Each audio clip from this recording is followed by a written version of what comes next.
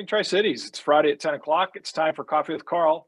I'm Karl from Trideck, and today is the next series in our 23rd annual Economic Outlook. It's our pleasure collectively to welcome Kris Johnson, the president and CEO of Association of Western Business, One All Business. Kris, good morning. Good morning. Good to be with you, Karl. Yeah, and I really, really appreciate that sweater you got on. That's near and dear to our heart. It's always great to see a fellow Zag fan. Well, it was a slow start yesterday. It took them, I think, 30 minutes to wake up, but they finished strong. Yeah, we're hoping that that defense they played in the late second half is going to carry through the tournament. They call it madness for a reason. As you and I were talking before, there were 7 million brackets put into ESPN. 3% of them called yesterday correctly. So 97% of the brackets that were put in are already busted. Who would have? I know that there's an Iowa Hawkeye probably listening in. Who would have thought his team would have lost yesterday? And I certainly picked Kentucky to play Tennessee in the Elite Eight. Exactly. When I filled my bracket out, I just assume I'm going to bust it first round because I picked way too many underdogs. It's always fun to see those 15s and once in a while even a 16 make an upset. Who do you have cutting the net down? Gonzaga. Who do you have them playing? Arizona. Ooh, same. Hey, you know. The game that didn't happen this season, actually, right? It was supposed to. Exactly. Well, Kris, I know you got some great information to share with us. We really appreciate you taking time to making some time for us to join us today. We always kick off with our coffee mugs, and I've got a good one that kind of goes both for the tournament and then also I think kind of coming out of COVID. But this is my Ted Lasso mug for Believe that Tracy Zhao on our team actually got me for Christmas. Obviously, many analogies we could draw from that, but many teams in the playoffs now are believing in their team, especially those upsets that we saw yesterday. Probably see some more today, and I think you're going to tell us a little bit more about that. But obviously, as businesses come out of COVID, along with the legislative session that we had, and just the economy in general in Washington, I think you've got some great insights where a lot of us do have to keep on believing, right? Absolutely. On the belief front, let's think about how we believe in the Tri-Cities and what it looked like 20 years ago, and think about the development around Road 68, Road 100, Vista Field, the Southridge Development Complex, the amount of air service that exists in Tri-Cities, the growth of healthcare, the growth of Pacific Northwest National Laboratory. Got to believe to power the economy forward. That's exactly. And I see you have a mug there. Do you have a mug or mug story that you want to share with us? I am using each year, AWB helps make, along with its members, the holidays possible, the Christmas season possible in rural communities throughout Washington State. It's called the Holiday Kids Tree. And so we work with our members to collect resources and then hand out checks and bags of toys to fire districts throughout rural Washington. In fact, cool. 2 in your region come over to Olympia and participate in the tree lighting at the state capitol and hand those out. And so we get a chance to help make the holidays a little bit brighter in places of the state that may not see the attention that other places do. That's great. I'm thinking of one of your longtime board members, Alex McGregor. I'm sure that there's McGregor locations in many of those small towns that you do the gift handout. Absolutely. Well, Kris, I know you got some slides to share with us. You want to jump into it and we'll get going? Yeah, happy to do so.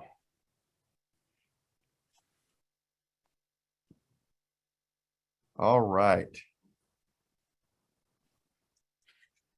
Beautiful picture of the Tri-Cities there, Karl. And it's probably what it looks like today, right? One of those, Fran Frigette was listening, it'd be one of those 400 days a year of sunshine.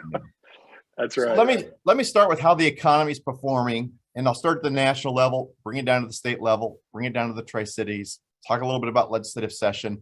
And then what I hope we do is just get a great chance to talk about the questions that your listeners have that are on their minds today.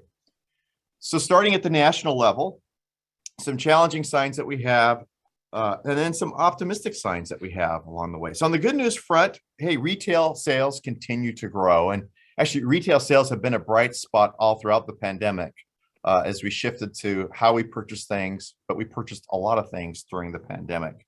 And the labor market, well, we're adding jobs back into the economy as a nation, 1.2 million jobs added. And what we see is higher wages happening. And we see higher wages happening not just nationally, but we also will see that in the data later on here, that wages are rising throughout the state of Washington as well. And the good news is, and to your belief cup, Omicron is fading. And we are so happy to see it fading.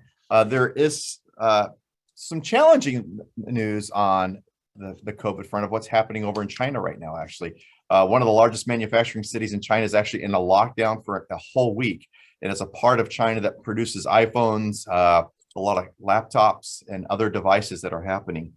And then we also saw and see record inflation. In fact, 7.9% in February, the highest since 1982. So, Karl, if one of your listeners, and I'll just ask you or Tracy to watch the chat, can tell us what the interest rate was back in 1982 for a home loan, I have a Starbucks gift card for them. But I will just say it is and was a really, really high number. So again, if you know what the interest rate was back in February of 1982 and successfully put it in the chat, we'll be buying you a coffee card here. Sounds good. And Fran did weigh in. He is listening, and so Fran may very well win that coffee card. He might have that there. There you go.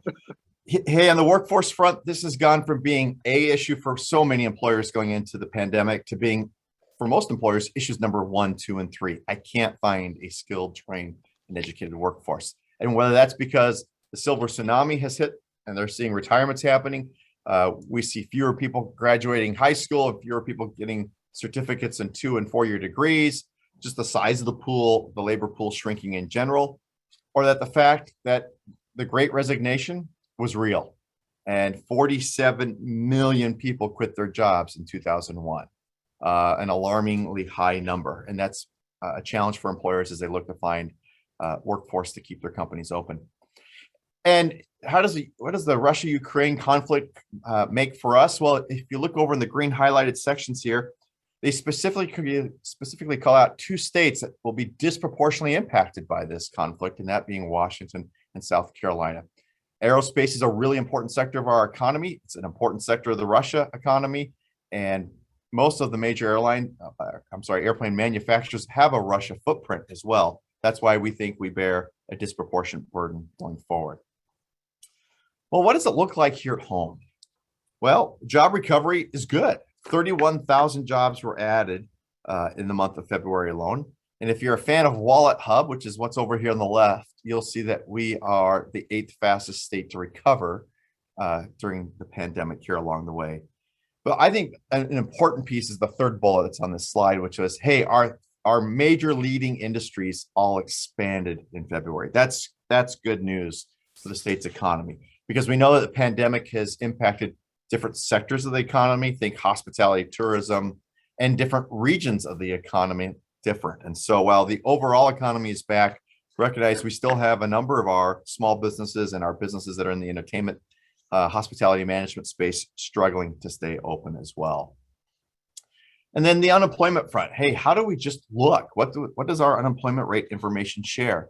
Recognize that when we are in a state or a county that's below 4%, that by most economists is considered a full employed economy along the way. So this just gives us a snapshot of how does the state look for January. I point out kind of a concerning factor is that we have now, for the first time in probably 2 years, seen a county go over double digits for their unemployment rate, and that's Ferry County. And anyone who's heard a presentation that I've given will recall that Ferry County, with the exception of just a critical few months during the pandemic, led the state with the highest unemployment rate for 5 years in a row. Well, they've taken that mantle back over again now with 10.6% unemployment. So there's some concerning news on the peninsula, concerning news kind of in the midsection of the state, but there's also some optimism news here. King County at 3.7, or how about Whitman and Asotin? Those counties typically don't have low unemployment until July or August, which is high peak for harvest times. Well, their numbers actually look pretty good for January. So this is a bag of, I think, mixed news along the way. And then you might remind you that in January of last year, we launched what was called Washington in the Making, and there are 33 economic indicators on there for every county in the state of Washington. And we have a set of what we call recovery vitals that we have for all 39 counties as well. This is the Tri-Cities recovery vital page. And so when you look at unemployment rate, it's heading in the right direction. It's going down to 4.5%. If you look at quarterly retail sales tax, it's rising there. And then the other one to watch, I think, is median household income. Hey, what direction is that? That's a really important number, as it also impacts the ability for Tri-Cityans to afford a new home. And we'll get to housing here in a couple slides, but housing is the number one reason when employers say people are turning down jobs is they can't afford to live where they work. And this is an issue that's really happening throughout the state of Washington. So here's the Tri-City data year over year. And if you look at the percentage growth there, Richland's up 24%, Kennewick up 25%, Pasco up 26% year over year growth. And look what the average is right now. I remember 20 years ago when I moved to the Tri-Cities, the billboard across from Track said 3-bedroom, 2-bath, $99,000. I think we'd love to see that billboard today here along the way. And if we're at a crisis level today, how are we going to solve this problem as we add jobs throughout the state or go through significant job expansion in the Tri-Cities with some major projects that we'll talk about here in a bit in the region? So having workforce housing is really important. Here's maybe a sign that I often get asked, hey, is our region staying ahead of the curve, behind the curve compared to how the state has done permits for new home builds over the years? Well, this goes back to about 2005 here, and you'll see that the Tri-Cities, with the exception of just a period of late last year, has pretty much exceeded the state relative to the number of new housing permits, sometimes greatly exceeding the state on an average basis. So this has been a really good sign for the Tri-Cities, which is why Tri-Cities has had more affordable housing than maybe some of the other regions across the state of Washington. You know, let me just spend a few minutes that we certainly have to talk about kind of the policy environment. Policy environment greatly impacts some of the other things that we talk about, workforce, housing, and others. We just completed the 2020 legislative session late last week. And I would say that there's a couple things to note here along the way. Certainly, the economy is recovering, but hasn't recovered completely. We haven't recovered the number of new jobs. We haven't recovered the number of businesses that exist in the state of Washington before the pandemic has arrived. We also see employers on almost every level facing rising costs. Inflation is real, and inflation wasn't in our dialogue when the pandemic hit 2 years ago this week. In fact, 2 years ago this week, we were all doing this from home. Yeah. 2 years ago, the economy was just cratering as we went to at home. Well, now that's where we're at. We're growing the economy. We're coming out of it, but we've got a lot of work to do. Our message to policymakers has been a pretty easy one. Last year was, hey, let's do no harm. Let's get through this pandemic that we're in. Let's not add a bunch of costs or challenges or regulations to the employer environment here in the state of Washington. And this year, our message is, hey, let's be champions for the economy. Let's help grow more jobs. Let's grow more taxpayers that exist in the state of Washington. And if we have a growing tax base, we have more dollars to help tackle the public challenges that we face. The graphic on the left, though, reflects the 22 tax increases that have passed that will raise nearly $40 billion over the next 10 years. So as we talk about being champions for the economy, recognize we face a bunch of new cost pressures, both individually and as employers across the state of Washington. And you may ask, so Kris, they just went home. What happened to the state's budget here? I think the most interesting statistic to look here is the last bullet, that since 2017, just a short period ago, 5 years ago, the state's budget has doubled. We have gone, actually, if you go back to 2010, the low mark, we were at 30 billion, and today we're at $64 billion as a state budget. In fact, 5 billion was added simply in the 2021 to 2023 time span. This is significant growth. And as many would say, is it sustainable? I don't know. I think not. I'm not sure how many companies can grow at this type of pace, how many families are seeing their own lifestyles change at this type of pace going forward. So that's one that we'll have to pay attention to. So maybe some good things that the legislature addressed was, again, trying to help employers out on the unemployment insurance tax front. That was a big one from last year. The legislature did a partial fix last year, did some more work this year, has some more work to do next year. By way of reminder, every single employer in the state of Washington saw their unemployment insurance costs rise 100% last year. That was the solution. It was on track to go up 800%. So the solution took it down to 100%. Long-term care, man, all of our phones were ringing off the hooks from employers and employees about this piece. What the legislature do? I think they realized, oh, we might have gone too far here, so we temporarily paused it to get us through the next 18 months. But this issue is coming back. It is not over by any sense of the world.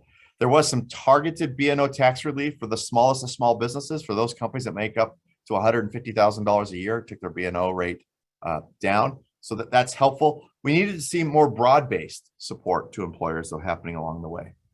And then some stuff that was old that was new again. If you were in Washington State 20 years ago, you'll recall that we worked on the ergonomics issue. In fact, there was an initiative on the ballot. It failed at a very high level. Ergonomics was back this session. Another issue that was old that was new again was around buffers for development, or riparian buffers, and this time shoreline buffers was back. And dam breaching was back again this time as well. And I'll talk more about that here in a little bit.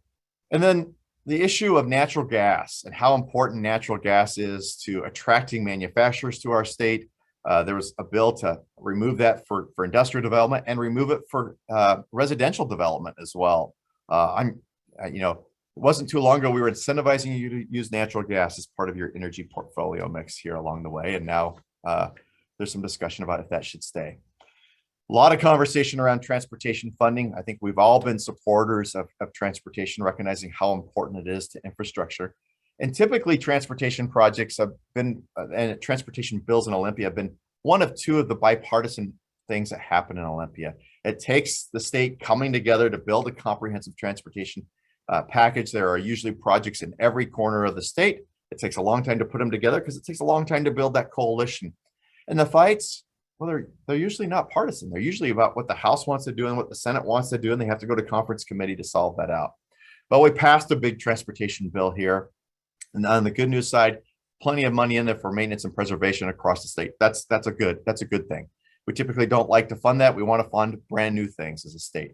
The challenge is, as it relates to brand new things, there isn't a single project in Eastern Washington that's brand new in this mix. It is really a Puget Sound and a new bridge in Vancouver on the new front, and not a lot else that's in there. So, and then we saw for the first time ever, as the most trade-driven state in the country, we saw a move by our legislature to want to tax exports. You can't be the most trade-driven state and want to also tax your exports. That doesn't match up along the way here. So what was our message at the end of the day? The state had $14 billion in surplus. I want to say that again, 14 billion, a historic number. And our message, let's be champions for the economy. Let's help employers grow their companies, add more jobs. Well, we didn't see that happen. So no sales tax reduction for you and I as Washingtonians. No targeted efforts to help the goal last year that passed of doubling manufacturing in the state. So no targeted B&O relief. We saw a 25% increase in the budget and $2.5 billion in new fees and transportation alone. So those will be things that you'll want to keep in mind as we go throughout this year about, was there relief? Was the legislature champions for economy and champions for growth and champions for jobs, or not so much? And this article here is the article I think that ran in the Tri-City Journal of Business here most recently, talking about what was in front of the legislature. We opened this with about workforce, all things workforce here. And I'm so proud of the partnership and collaboration we have in the Tri-Cities as one of the pilots last year that we had for the Washington Workforce Portal. I need to specifically thank Chancellor Sandra Haynes and President Rebecca Woods for their collaboration and partnership, along with a whole bunch of other folks, TRIDEC, the Visitor and Convention Bureau, the Chamber of Commerce, and others, to help this pilot not only be successful, but now we're deploying this in a number of other markets across the state. And so I've been pinged a lot as we've gone from the pandemic phase to the endemic phase of, hey, Kris, yeah, we just decided we're going to do internships this summer. So the question is, no, it's not too late to find them. No, it's not too late to offer them. And the best place to go is the workforce portal right here. In fact, if you go right now, you'll see a number of Tri-City companies listing their summer internships inside this portal. And you'll see a lot of students from the Tri-Cities or who want to come home to the Tri-Cities this summer looking for internships. So if this is important to your company and you want to do that, simply go to the awbinstitute.org website and you can go in here, create an account, and put your internships in here. So it's a great opportunity, and there are already 150 internship opportunities in there right now for this summer. I'll just close with a couple data point slides of we are out surveying the employer community right now. And so I had our team last night pull the data about what are employers telling us here. And so when we ask, what's the most important issue facing your business? No surprise, 61% say workforce. But number two is inflation. And I think if this is going to surprise, I think even me a little bit about the intensity factor around inflation. We talked about how we had record inflation for February, 7.9% in there. So 60% of respondents said one of the most important challenges facing your business is inflation, followed by government regulations and overall tax burden and supply chain disruption. So that's a high number, 60% saying inflation there along the way. When asked, has inflation increased your cost of doing business? 93% said, yes, my goods, my costs are all up, and they're all up pretty significantly. Because when you look at this slide, we say, so how much are they up by? So again, 33% saying they're up double digits, and 9% saying they're up 20+% overall. So inflation is real. It's the reason why we're seeing everything in our cost inputs cost a lot more. And then when we talk about filling workers, 49% say I have positions open and I can't find help. So nearly 50% of respondents saying, yes, I have positions open and I can't find help. And then when we ask you, where are you starting people at? Look at the wage increases here. Employers, they don't have a lot of minimum wage jobs. Those don't exist so much anymore. 3% in this survey, but 32% hiring at $25 or more an hour. That tells you, again, that has a connection back to the inflation piece. Yeah. So Tri-Cities pieces, just to talk a little bit here. I opened with, let's think back about 20 years ago, what the Tri-Cities looked like. And such an effort for TriDec over the last decades has been all things diversification of the economy. Today, we have the most diversified economy we've seen in the Tri-Cities. And it's going to get more diversified as we think about some of the industrial activity and commercial activity that's happening. This is the reflection of a lot of people working really, really hard over the years to really diversify the economy and to diversify it in a way that creates job creation here and can provide opportunities and pathways for local Tri-Citians and young Tri-Citians to stay here and get a great family career job. And no doubt, one of the anchors in that aspect is the Pacific Northwest National Laboratory. And with $1 billion economic impact, it has a transformational role in the Tri-Cities and a transformational impact here. And our long-term focus here is going to be, how do we help the lab continue to grow and expand and continue to have a presence here? This is a picture of a brand new building. I think they broke ground during the pandemic on it. They finished it during the pandemic, and it's now open, the Energy Innovation Building that's happening over there. And then think about, as we go forward, really an exciting time. Not one, but two Amazon distribution centers coming. Some of the largest that they have in North America. A bunch of new workers are needed there. An exciting announcement about Dairygold's state-of-the-art processing facility that will be built, and also Resource Fighting Foods. This is significant growth. This is big time growth. And as we think about workforce and we think about housing and we think about transportation and infrastructure, those are all key elements as we go forward. And we know, as the most trade-driven state in the country, you have to have energy. And if somebody can tell me, if you were here for the last time the Save the Dams rally happened, which was in the Tri-Cities on the Blue Bridge, if you can tell me where this red barn is, one, and what the sign on the red barn says, because I can only find 3 of the signs left in the state of Washington since the event, I too will buy you a gift card. So put that in the chat. I can't see the chat here, so Tracy will tell us here. But we stopped our bus, and I almost slipped and said where, but we stopped our bus to take a picture in front of this sign that reminds us the transformative role that baseload power has had to our state's economy. And I didn't say Tri-Cities economy. I said the state's economy. The reason that manufacturing is strong and vibrant today is because of the role that baseload power that comes from the hydroelectric dams play on our state's economy, let alone how important it is to navigating products like wheat. You mentioned McGregor. I think about all the shipments that McGregor Farms and others send down the Columbia River that go out to Asia and other places there, or the fact that we all enjoy recreating on the river. Those are all 3 very important attributes of the Snake River dams. And then last but not least, you know you've made it when we're going to have a drive-through cake shake place. And so that's probably not consistent with my keto diet I've been on, or the keto diet I need to get back on. But after the NCAA tournament, I will be back on it. But before then, I need to drive through and enjoy a cake shake. That's all Totally. I got. That's awesome. Happy to answer questions that you might have, dig into something deeper, and take questions from your guests. No, we'll get into it, and we'll give the guests a chance to weigh in on where's the Snake River Dam's picture taking, because I actually do know whose barn that is and what it used to say a lot bigger. So I'll let everybody, I won't be the spoiler. I'll let everybody else guess. But appreciate you putting those slides together. I think that's really insightful about the work that you guys do at AWB and what's going on in general with our state's economy, Kris. We'll open it up for questions. We do have some answers. Maybe we should do the interest rate in, was it 1981 or 82 first? 82? Yeah, what was the highest 82. answer? What were the answers? So we had a 9%, we had a 17, a 16, and I think one more from Facebook was like, it was less than 10. And I think I'm closer to the answers, but my guess is going to be like 19 and a half. So 21 was the number. 21. So whoever was 17, just send me a note afterwards. Who was it? Well, the nomiker that he's used in the Q&A is Carl Adrift, but I'm pretty sure it's Carl Adrian. Well, he might need that to help him after his Iowa Hawkeyes stumbled. By the way, Carl, I love your Iowa team. I had them going to the Sweet 16. So their coach is a great coach. All right. That's great. What was the other one? The barn. Anybody know where the barn is?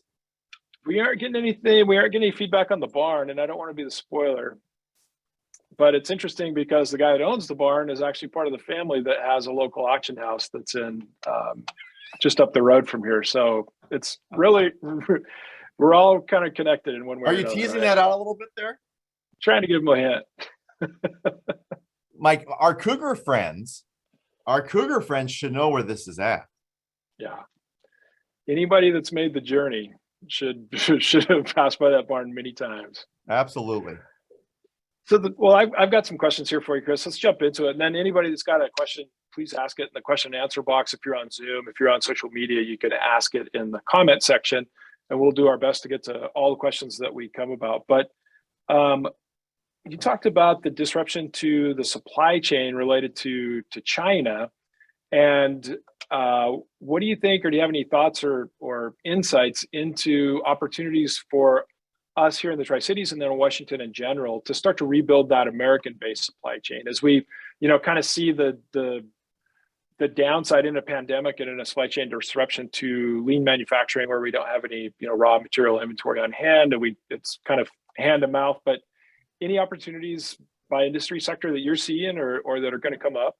Well, I think we have to start with the bill that Representative Matt Banky passed the last legislative session, right? The goal to double the manufacturing sector over the next 10 years. And it wasn't just double the sector, double the workforce in the sector, the number of women-owned and the number of ethnically owned enterprises in this sector. Yeah. I think we should be bullish on manufacturing. We know that manufacturing is a strong suit for the state of Washington. We know it's really, really important in mid-Columbia. We've got lots of land. We've got available power and a good workforce. Tri-Cities should be bullish on its ability to double its manufacturing sector. And I should have our sheet here, but I know it's on our website that talks about the number of companies, the number of jobs, and the average pay in that sector in the Tri-Cities. We know what the goal is. Yeah. If we're going to double it, we know the work that we need to do along the way. But we also, in that goal, need to tackle some hard things like permitting, regulatory relief, regulatory certainty along the way as well. But I think the manufacturing sector I'm bullish on. The clean energy sector for the Tri-Cities, I'd be bullish on. And then on the supply chain front, recognize this is a completely vertigrated sector.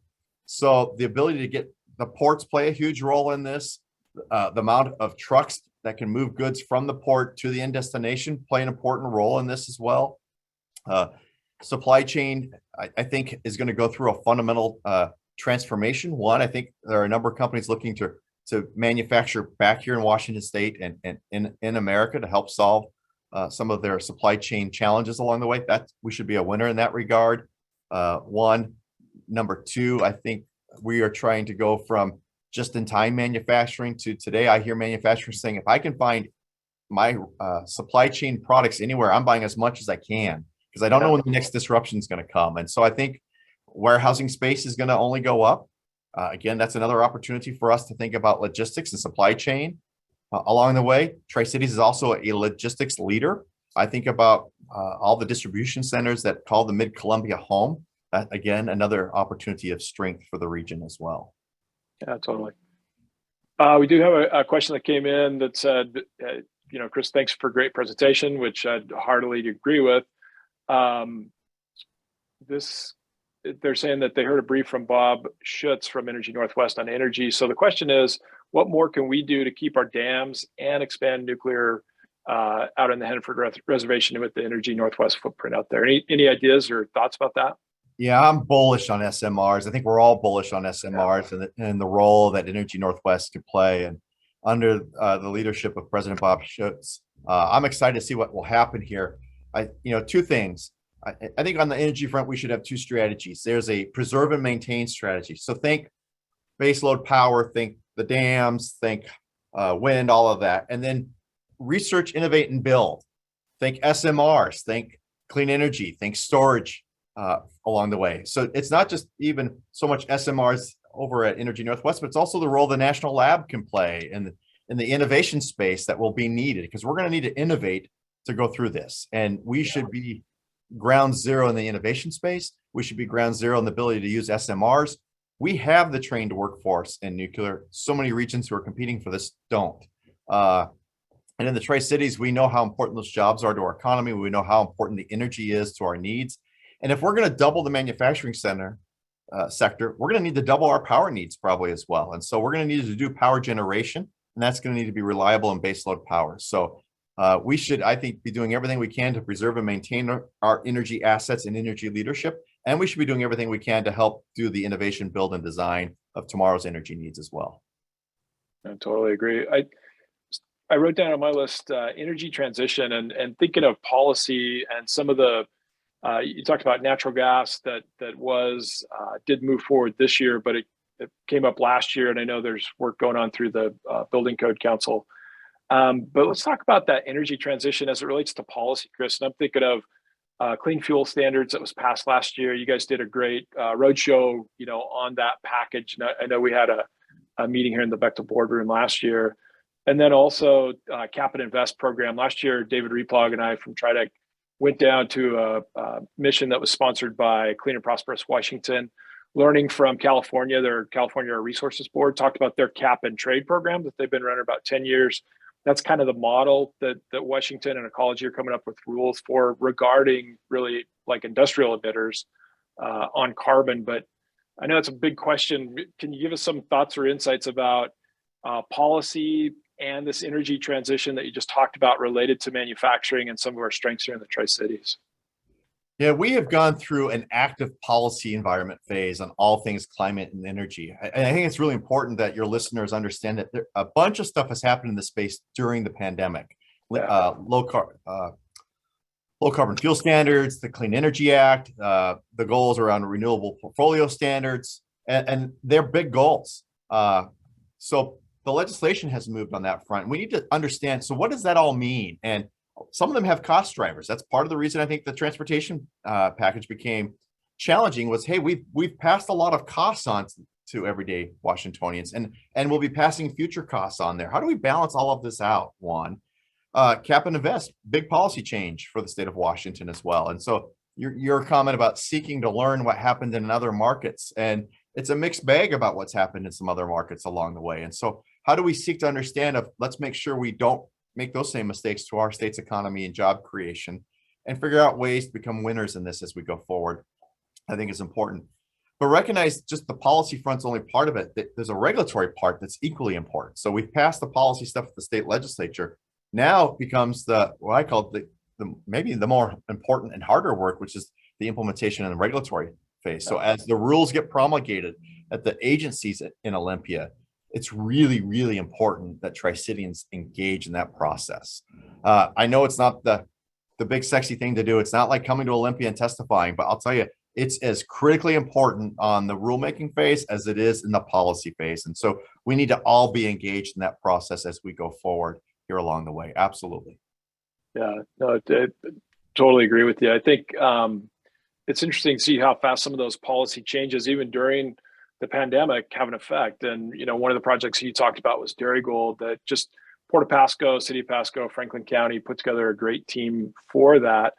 But last year, the tax increment financing legislation passed, and those partners working together were able to leverage that to land Dairygold. And so, sometimes a policy gets implemented and it's a few years before we see the impact. But in that case, they were literally ready for that to pass. And, I'm coming from Idaho, like we talked about before, Kris, and it's something that Idaho's had on the books for a long time. And on some of those competitive projects, it gives us another tool in our toolbox to make sure, especially Dairygold, that has, obviously a Washington-based company, headquarters in the Puget Sound region. Everybody worked hard to keep them in Washington. And so that was another tool in the toolbox to make sure that we kept them here in Washington for their state-of-the-art dairy processing plant.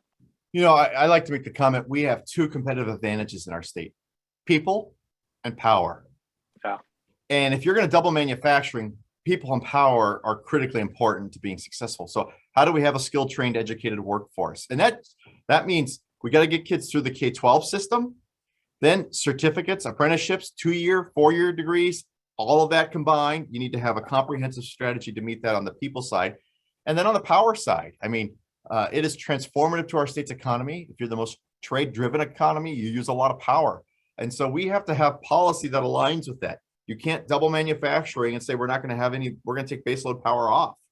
That's not consistent with the goal and the strategy there along the way. Totally agree. Just when David and I were in Sacramento, the second day of the conference we just talked about, we went out and did industry tours. And one of the plants that I got a chance to go through is a tomato processor outside of Sacramento. So they used dollars from the cap and trade program. They essentially got a 50% match on upgrading their equipment to become more efficient. And interestingly enough, when they first started off on that, they looked at going from natural gas boilers to electric boilers, but their electrical utility was, I'm spacing on it now, but it's the one that gets sued when it starts all the fires in California. The current plant load was like 4 megawatts. It was a big plant. But they said if we electrified your boilers, you'd go to 83 megawatts, and we don't have enough electrical capacity for that. And that's something that we forget, especially when we have the regulatory environment. You're exactly right on the rules promulgation. We all need to get involved. But then just looking at capacity that we have, regardless of whether it's baseload or intermittence through renewables, we don't have enough electrical capacity to bring anybody locally in the Tri-Cities that all of our utility districts buy from BPA. Anybody that's going to have a load, larger really than 10 megawatts without having some concentrated effort for that. So that gets lost in the conversations a lot of times when we talk about decarbonizing.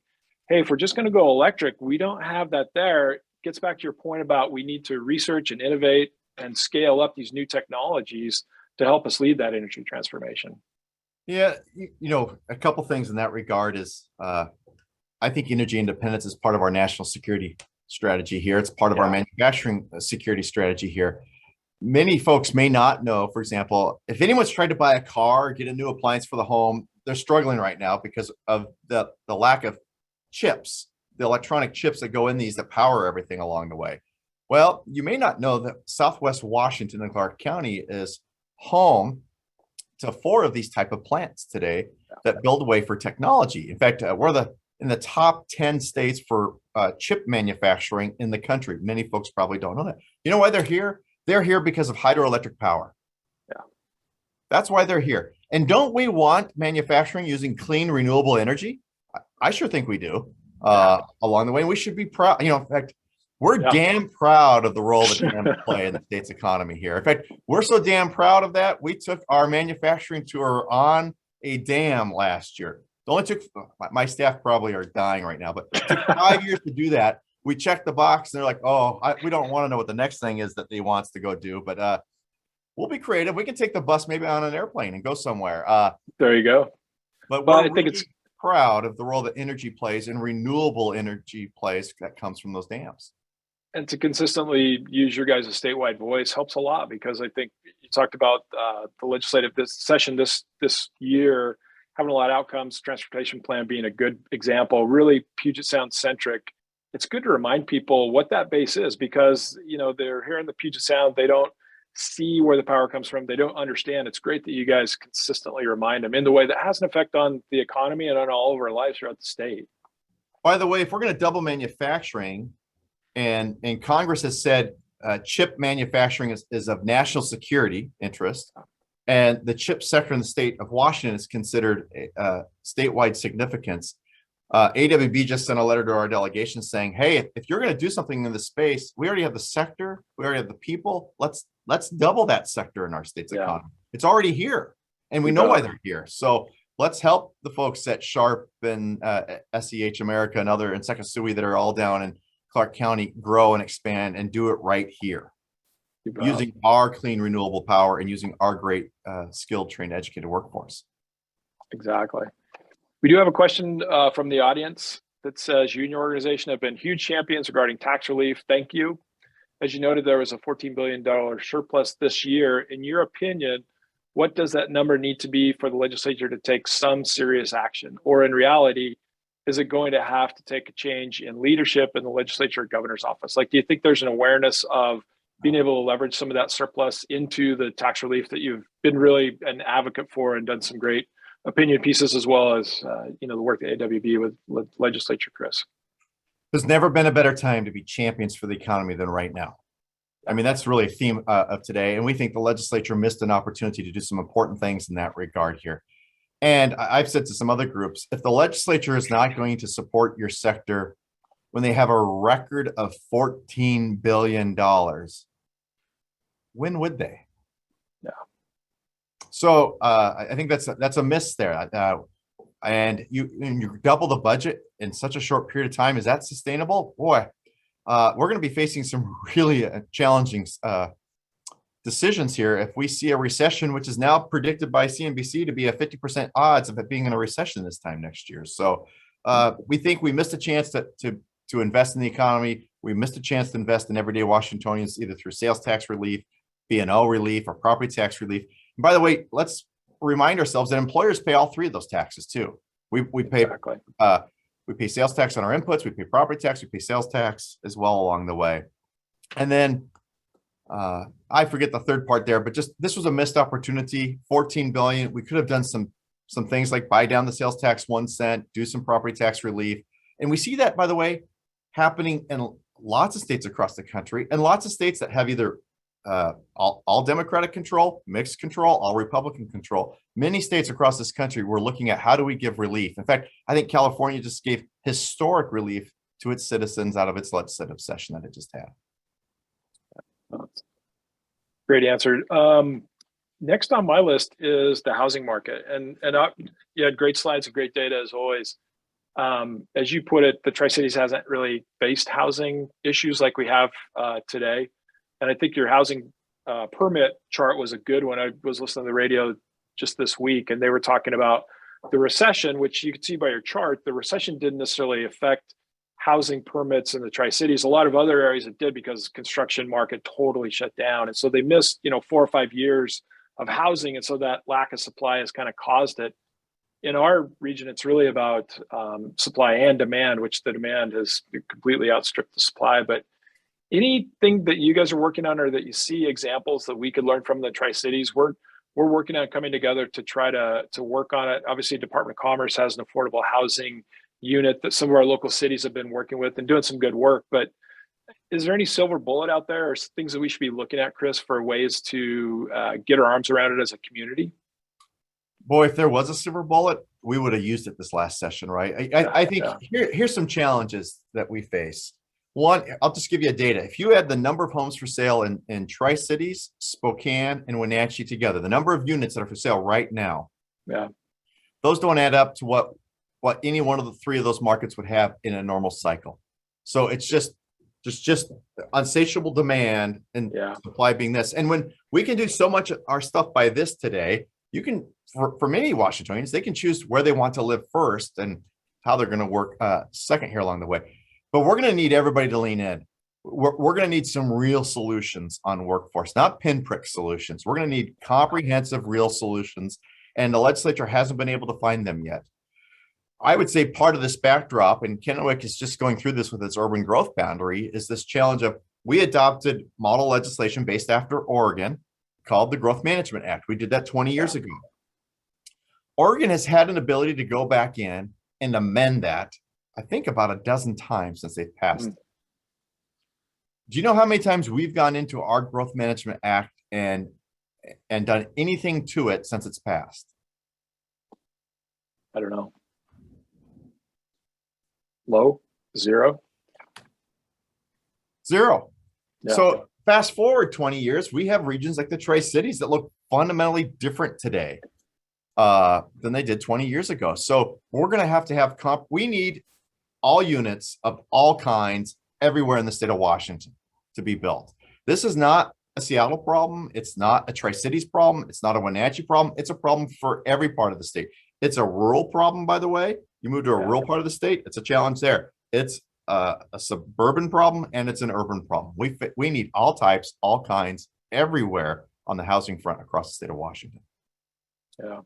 Well, we look forward to you guys, as I said before, clearly a leader in the state representing businesses on those fronts. So we look forward to partnering or learning from anything that you guys go through and supporting any policy that comes up that could do just that. Because obviously it's something, as you pointed out, we just haven't had it before. It's always been one of our selling features that we have affordable housing, and we're far from affordable now across the board. I mean, I love to tell that story that of that old billboard for Aho Homes across from track, 3-bedroom, 2-bath for $99,000.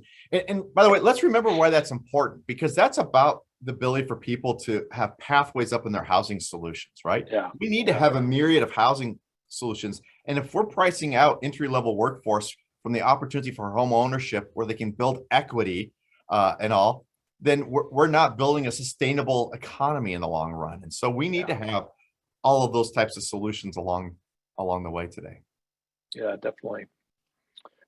Next on my list is Amazon. You did a great job of talking about the Amazon warehouses that we have here. And obviously other communities have been through this. I know Spokane has a number of Amazon warehouses, as many other communities do in Washington. But again, any best practices that we should be looking for, we're collectively concerned. We're looking forward to engaging with Amazon to talk about workforce, because what we don't want to have happen is realizing that their workforce could come from many other manufacturers that are out there, especially in food and food processing, food manufacturing. We don't want people to start jumping ship for $1 an hour, $2 an hour, which happens in some markets when you don't have enough workforce. And so integrating Amazon into our workforce is something we want to engage with. But any lessons learned or things you've seen from other communities that we could learn from? Well, I think this is going to have to be part of a broader comprehensive workforce strategy. And the pressures in the Tri-Cities will be between, hey, the average age at Hanford is ticking up and they're looking for replacement workers at Hanford. The economy is growing. They're looking for new workers. You're going to need, 1,500 Amazon workers. You're going to probably need 200 to 300 at Dairy Gold.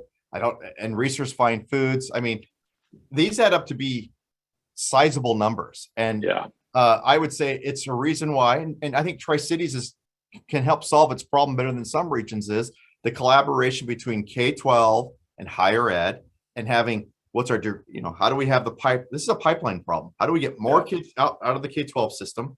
As they get out of the K-12 system, how do we make sure they can earn a certificate, a 2-year degree, a 4-year degree? And we're going to need, as we saw in the charts before, we need all sectors of those. We need all types of those types of individuals for the jobs that we have today. Yeah. It's going to take a comprehensive regional strategy, because I make the comment, while workforce is a statewide problem, the solution index is at the local level. Now, reminder to those that are looking to hire, I would again say, go use that workforce portal that we've partnered with the Tri-Cities on and put internships in there right now, because that's an opportunity to get an early look at who's out there. And then you can hire them at the end of the internship. You can hire them at the end of their degree cycle, whether that's a certificate cycle, a 2-year cycle, or a 4-year cycle. And you've got some great leaders, Sandra Haynes, Rebecca Woods, K-12, all of you that are on this call. There's great leaders here who've done a lot of important work over the years on all things workforce. Oh, great. And then STEM jobs. Yeah, you can't end without, I know. National Lab as an economic engine there is focused on STEM and job creation. I need to give Battelle a big shout out because they've been supporters of the workforce portal. And I think this year, each year we partner with them to bring teachers in to understand what the jobs of tomorrow look like. This year, part of the strategy is around manufacturing. And so bringing teachers in that can come in and see what the jobs in manufacturing look like tomorrow, and then have the ability to go back to their classrooms and say, here's why you need to focus here, get across the finish line, be focused on STEM, because it's all connected. That's a great point. We were just talking with an education nonprofit the other day, and they were talking about an event that they had trying to encourage kids in high school to fill out the FAFSA or the financial aid form, and trying to do incentives. And what we really talked about was, to your point about educating the teachers and then bringing that message back to help kids understand, is kids don't know the why. Like, why is it important to fill out this form that I need to go get that 1 or 2 year certificate or that 4-year degree or those things? Kids need to know the why, and all the things you talked about are great things that we're looking forward to partnering with all of our leaders here in the Tri-Cities to be able to put those programs together, because that's helping those kids answer the why is part of the challenge, that we don't have that pipeline like you're talking about, for sure. Well, and today in the Tri-Cities, you've never had a better chance for your son or daughter to finish high school, get a certificate apprenticeship, 2-year degree, 4-year degree, and a job in the Tri-Cities. It always had to be that we were a net importer of talent because our young people left and we had to bring people back in. Totally. This region has leaned in. It has worked so hard to have a set of solutions that says you can stay right here. And by the way, who doesn't want to live in a community that has 400 days a year of sunshine? Can't beat it. Where you can get a house for $300,000 versus, I don't even want to tell you what it's doing over here on the west side. It's hard, but I mean, what a great sense of quality of life, great air service, great medical. Couldn't agree with you more. It ought to be really easy to sell the Tri-Cities if I was in economic development. It seems like that's a great opportunity. Look at all the jobs that are coming to your region. Exactly. How about export taxes, Kris? That was one of the bullets on your slides, that we actually taxed exports, which is ironic in Washington, where it's such a huge part of our economy. But what does that export tax relate to? Well, there was a proposal to tax our exports, which failed for many reasons. One, constitutional, we think. But you can't be the most trade-driven state. And think about the commodities we ship. We top 10 in wheat. We ship a lot of aerospace, a lot of technology, a lot of every type of commodity and product available. So you can't be the frozen French fries. A lot of French fries all over the globe, by the way. In there. And you talk about supply chain disruptions. That was a sector that really felt during the West Coast port slowdown the last time of how to get their French fries to Asia and other places. In fact, I think they were air freighting them at one point. This is a comprehensive, vertically integrated economy. It really is. And we need sound policy that says, let's be champions for creating a stronger economy in the way. Probably taxing our exports is not one of those things. Yeah, exactly. That is everything that I had, and we're down to about 7 minutes. So I guess I can just reveal that that's Butch Booker's barn on Highway 195. Well, you know what?